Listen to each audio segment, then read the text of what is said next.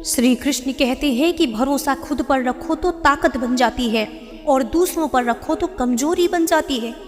आप कब सही थे इसे कोई याद नहीं रखता, लेकिन आप कब गलत थे इसे सब याद रखते हैं। जीवन मिलना भाग्य की बात है, मृत्यु होना समय की बात है, परंतु मृत्यु के बाद भी लोगों के दिलों में रहना कर्मों की बात है। समय और स्थिति कभी भी बदल सकती है, इसलिए कभी भी किसी का अपमान न करें, ना ही किसी को तुच्छ समझें। आप शक्तिशाली हो सकते हैं, लेकिन समय आपसे अधिक शक्तिशाली है। तिरस्कार यदि बार बार अपनों से ही मिले तब शब्दों का विवाद उचित नहीं, क्योंकि जो व्यक्ति आपको महत्व नहीं देता, आपको नहीं समझ सका, वो आपके शब्दों और भावनाओं को क्या ही समझेगा। जो लोग किसी सच्चे व्यक्ति का दिल तोड़कर किसी तीसरे के पास खुशी ढूंढने जाते हैं, वो अक्सर धोखा खाते हैं।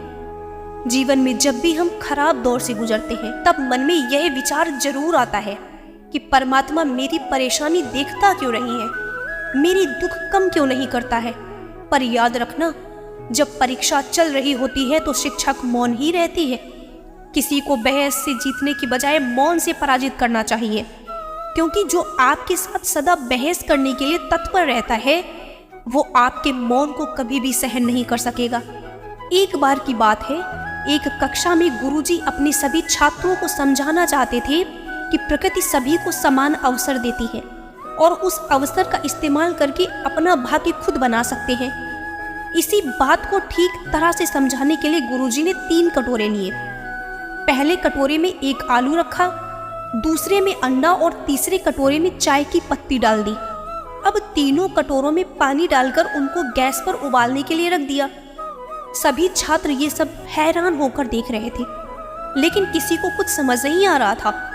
20 मिनट के बाद जब तीनों बर्तनों में उबाल आने लगा तो गुरुजी ने सभी कटोरों को नीचे उतारा और आलू, अंडा और चाय को बाहर निकाला। अब उन्होंने सभी छात्रों से तीनों कटोरों को गौर से देखने के लिए कहा। अब भी किसी छात्र को समझ नहीं आ रहा था कि आखिर हो क्या रहा है। आखिर में गुरुजी ने एक बच्चे से तीनों यानी कि आलू, अंडा और चाय को स्पर्श करने के लिए कहा।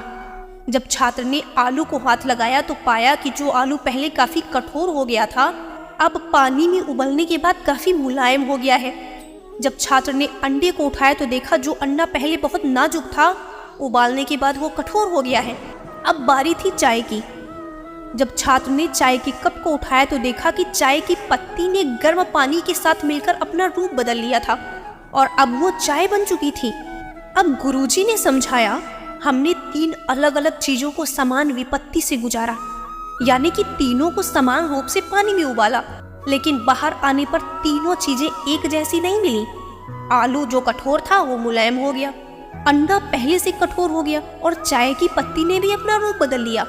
उसी तरह यही बात इंसान पर भी लागू होती है। सभी को समान अवसर मिलते हैं और मुश्किलें आती हैं, लेकिन ये पूरी तरह आप पर निर्भर है कि आप परेशानी का सामना कैसे करते हैं और मुश्किल दौर से निकलने के बाद क्या बनते हैं। आज के लिए बस इतना ही। नमस्कार। जय श्री कृष्ण।